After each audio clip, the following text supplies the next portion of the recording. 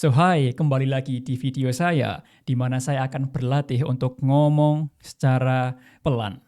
Tujuan dari latihan ini adalah untuk mengubah kebiasaan lama saya, yaitu ngomong terlalu cepat dan ujung-ujungnya belibet.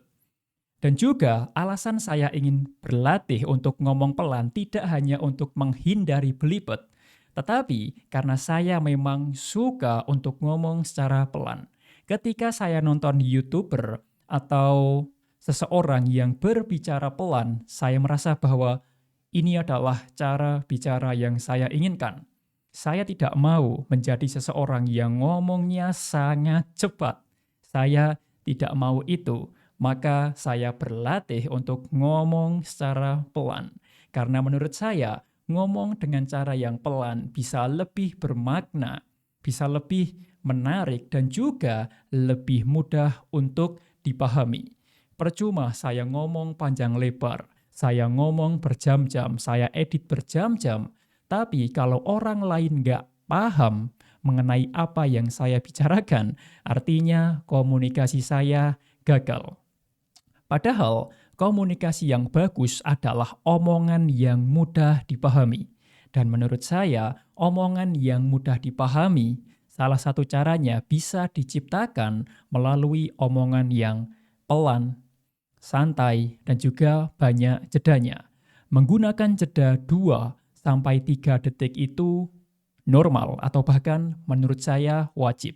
Karena jeda layaknya seperti spasi. Kalau kita kirim pesan di WhatsApp tanpa spasi, kira-kira orang bisa baca nggak? Kira-kira orang bisa paham nggak?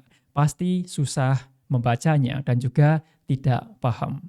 Maka dari itu, menggunakan jeda seperti ini, itu sangat wajib, harus hukumnya.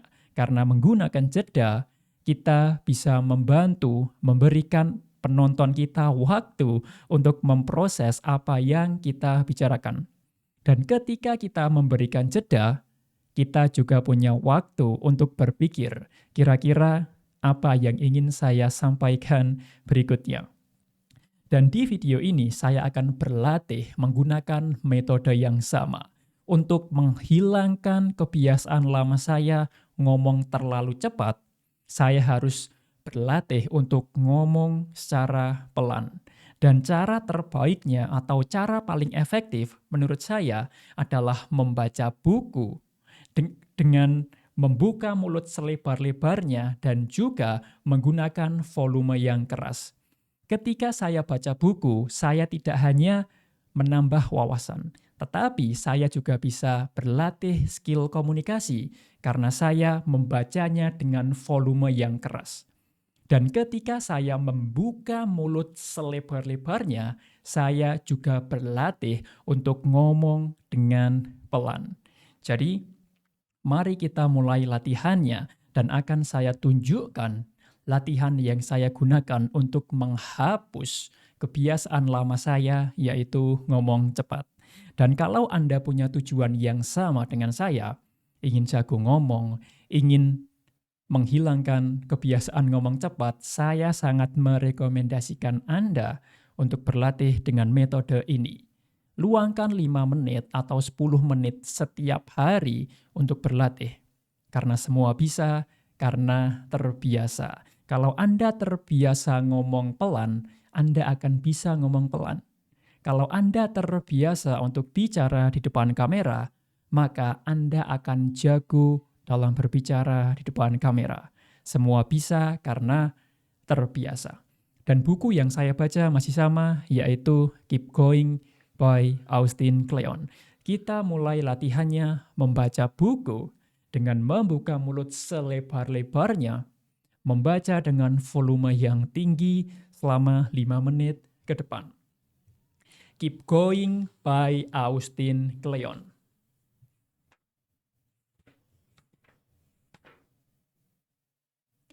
Menciptakan rutinitas harian. Mengandalkan pada kerajinan tangan dan rutinitas terdengar jauh kurang menarik dari menjadi seorang jenius artistik. Namun, itu merupakan strategi hebat agar tidak menjadi sinting. Christoph Niemann. Akan ada hari-hari baik dan hari-hari buruk. Hari-hari ketika kamu merasa terinspirasi dan hari-hari ketika kamu merasa ingin melompat dari jembatan. Dan hari-hari ketika kamu tidak bisa membedakan antara keduanya. Rutinitas harian akan membantumu melewatkan hari dan memanfaatkannya sebaik mungkin. Sebuah jadwal menghindarkan kita dari kekacauan dan ketidakpastian, tulis Annie Dillard. Ia merupakan jangkar untuk menangkap hari-hari. Ketika kamu tidak tahu apa yang mesti dilakukan selanjutnya, rutinitasmulah yang akan memberitahumu. Ketika kamu tidak memiliki banyak waktu, rutinitas akan membantumu memanfaatkan waktu terbatas yang kamu miliki. Ketika kamu memiliki banyak kelonggaran waktu, rutinitas membantumu memastikan kamu tidak menyia-nyiakannya. Aku menulis selagi menekuni pekerjaan kantoran, menulis purna waktu dari rumah, dan menulis selagi mengurusi anak-anak kecil.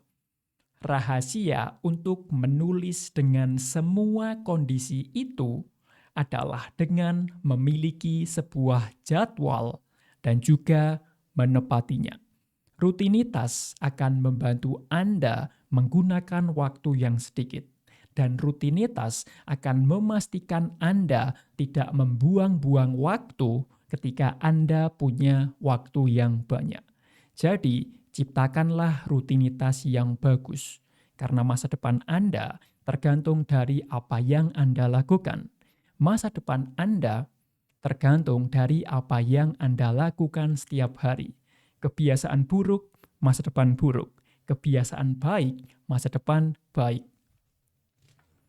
Setiap hari dengarkan sejumlah lagu, baca puisi yang bagus, lihat lukisan yang indah, ucapkan beberapa kata bijak. Goethe. Dalam bukunya Daily Rituals, Mason Carey mengelompokkan rutinitas harian dari 161 individu kreatif. Saat mereka bangun, saat mereka bekerja, apa yang mereka makan, apa yang mereka minum, bagaimana mereka mengulur waktu, dan lebih banyak lagi. Karyanya merupakan sebuah kolase liar dari perilaku manusia. Membaca tentang kebiasaan seorang penulis saja bagaikan mengunjungi sebuah kebun binatang bagi manusia. Kafka menulis hingga tengah malam sementara keluarganya tertidur pulas. Plath menulis di pagi hari sebelum anak-anaknya terbangun. Balzac menenggak 50 cangkir kopi setiap harinya. Goethe mengendus apel-apel busuk. Steinbeck harus meraut 12 batang pensil sebelum mulai bekerja. Memang menyenangkan untuk membaca tentang rutinitas dan ritual dari orang-orang kreatif. Tetapi setelah beberapa saat, menjadi jelas bahwa tidak ada rutinitas yang sempurna dan universal bagi pekerja kreatif. Rutinitas harian kita merupakan kumpulan yang sangat aneh dari berbagai kompromi, dorongan mental, dan takhayul. Carey menulis, yang dibangun melalui coba-coba dan dipengaruhi oleh berbagai kondisi eksternal.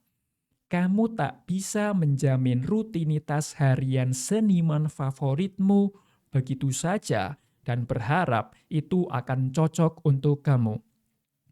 Hari setiap orang itu dipenuhi dengan berbagai tanggung jawab, pekerjaan, keluarga, kehidupan sosial, dan setiap orang mempunyai watak yang berbeda-beda. Untuk menciptakan rutinitasmu sendiri, kamu harus mengkhususkan waktu untuk mengamati hari-harimu dan suasana hatimu.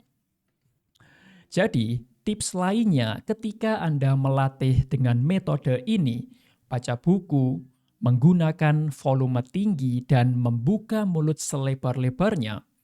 Tips saya adalah ketika Anda membaca suatu kata yang susah, maka ulangi kata tersebut hingga akhirnya Anda lancar mengucapkannya. Metode ini tidak hanya membantu saya untuk berbicara lebih pelan, tetapi juga membantu saya untuk meningkatkan, untuk memperbaiki setiap artikulasi dari kata yang saya ucapkan. Ketika saya menemukan kata yang sulit untuk diucapkan, maka saya akan mengulangi kata tersebut berulang kali hingga akhirnya saya bisa mengucapkannya dengan lancar. Ingat ya, semua bisa karena terbiasa.